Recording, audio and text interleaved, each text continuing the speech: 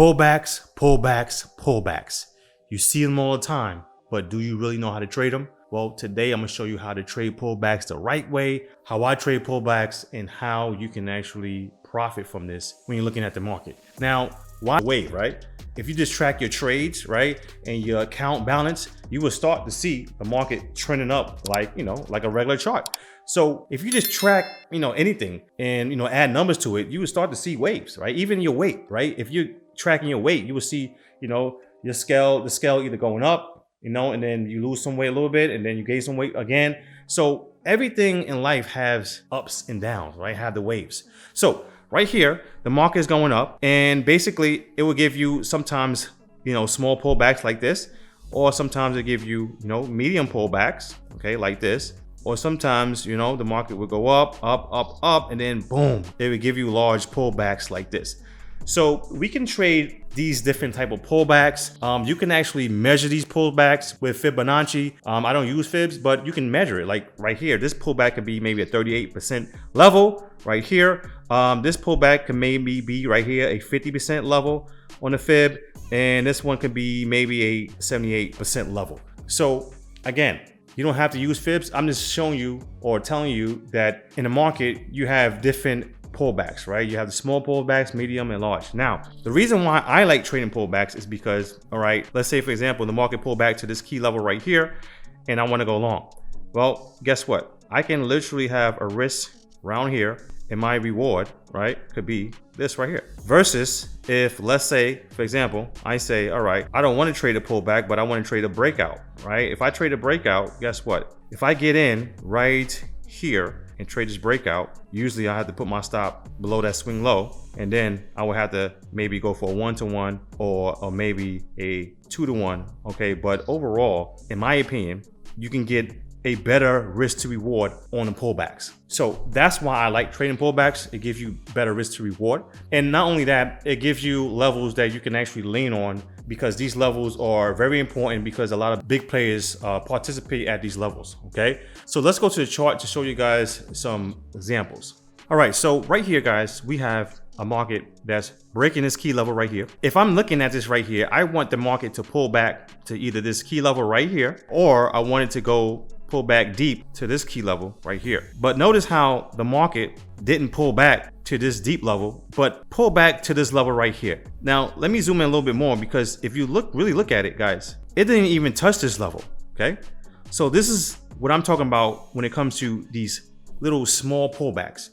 Sometimes in the market, if the market is so strong and there are not a lot of sellers, the market will pull back, but just a little bit. And it will give you this little tiny consolidation for that next move up. Now, if I was looking at this and I'm looking for the market to pull back to this key level, and I'm noticing that it's trying multiple times and it's holding this level right here, I might try to play this breakout, okay? Because it's shown me that it has a lot of bullish action and the bears are not really participating. So to me, most likely we're going to push up higher. Now, I don't really trade breakouts that much, but sometimes I will trade them if the market is just strong. Okay, so it's trying to pull back, but it's giving you this tiny pullback, and all of a sudden it breaks the high. So the way I would play this is I would just trade this breakout to the upside for either a quick scalp. Usually it's going to be a 1-to-1, maybe 1.5, or maybe a 2-to-1, but usually I go for a quick scalp 1-to-1, right, and I'm out. So that's how I would trade this breakout.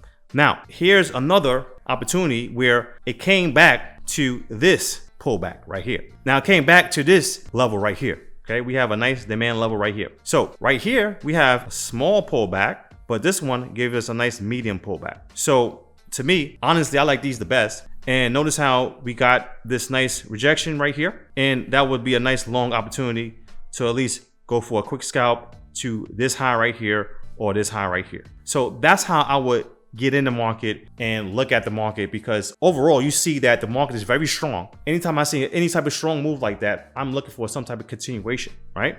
And again, you might have small pullbacks or medium-sized pullbacks or large pullback. Honestly, I like the medium pullbacks for that quick continuation to the upside.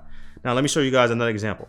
Now, here's basically, we have a sharp move down. This was actually news right here. Okay, we had a sharp move down, and then the market opened right here and start to reverse.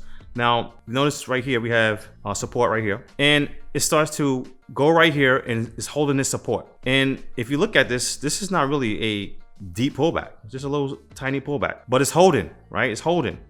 And next thing you know, we break out of this, right, to the upside, and we continue. So again, sometimes I'll play these small pullbacks, sometimes I don't. Honestly, I like, medium size, sometimes large pullbacks, but medium size pullbacks. But I'm just showing you guys different type of pullbacks because just to let you understand how the market moves on a daily basis. So let's go to some other pullback examples. Okay, so here's another example right here. We have the market basically shooting up right here. We can tell that overall the market is bullish, and also it goes right back to a key level, right?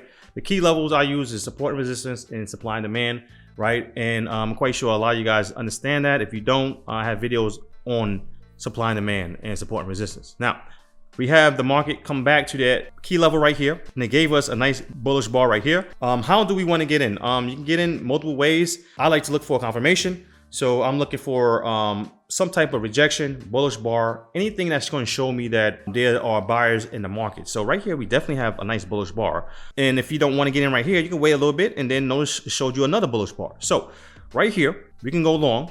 Where do we want to put your stop loss? Well, you can put your stop loss below this candle, or if you want to give it some breathing room, maybe put it a little bit below the candle. And if you really want to be safe, you always put it below some type of swing low, okay? But right here, I'm usually putting it below the candle and I'm going for a scalp. Now, this would be a nice, clear example of me looking for a pullback. And this is a nice medium-sized pullback. These pullbacks I like, right? Medium size. And then I'm looking for that quick scalp to the upside.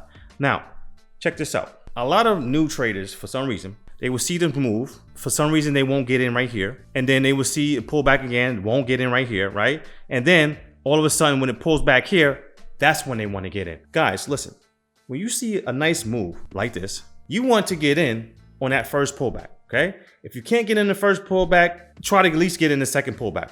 But the first pullback is always the best pullback. Every time the market pulls back, you have to understand the odds are not going to be with you. It's not going to be in your favor. So every time the market goes pull back, goes up, pull back again, goes up, pull back again, guys, you have to understand that third time or that fourth time is a strong possibility that pullback won't work. So if you go long right here, you might get stopped out, okay? I see a lot of new traders, for some reason, don't get in the first pullback. Sometimes don't even get in the second pullback, but they try to get in the third one and they get stopped out. What I'm trying to say is don't be late in the trend, guys. Try to get in that first pullback. If you can't really get in the first one, at least try to get the second one. But this first one is always the best one.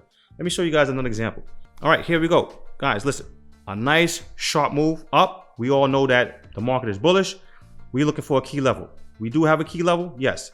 The market is pulling back to this demand level. And guys, these are all the trades that I took. Okay. So this is not just me just looking at charts. This is the trades that I took. So right here, we had a nice rejection off this level. And I went long right here. And I'm going for the high.